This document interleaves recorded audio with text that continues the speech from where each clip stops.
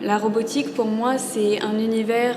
très intéressant puisqu'il fait aussi référence à cette idée de l'incarnation. J'ai toujours été fascinée par le monde des sciences et par la technologie et j'ai voulu relier cette technologie à un travail plus artistique puisque je viens d'une formation plutôt beaux-arts et je me suis beaucoup intéressée aux technologies de l'image, à la science, à la biologie. Et puis,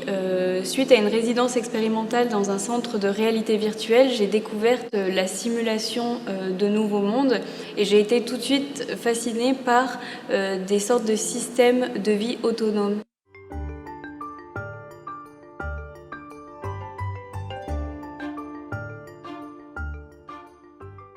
Je préfère aller dans les laboratoires et voir ce qui se passe, quels sont les sujets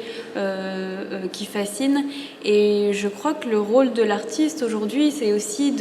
d'être une sorte de miroir, de reflet, de délivrer sa vision du monde à ses contemporains et de travailler main dans la main avec des gens qui sont déjà dans une recherche, mais qui délivrent d'autres vérités telles que des vérités scientifiques, c'est un moyen de composer ensemble un futur et des imaginaires possibles.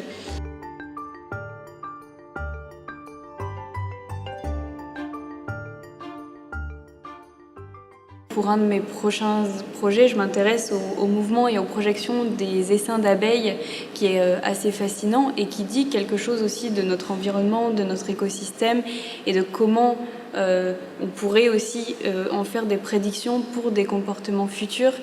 Donc je crois que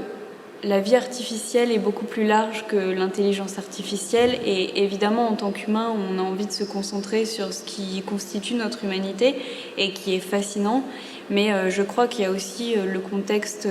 animal, végétal, tout le système autour de nous et justement cette question d'écosystème à prendre en compte. Et c'est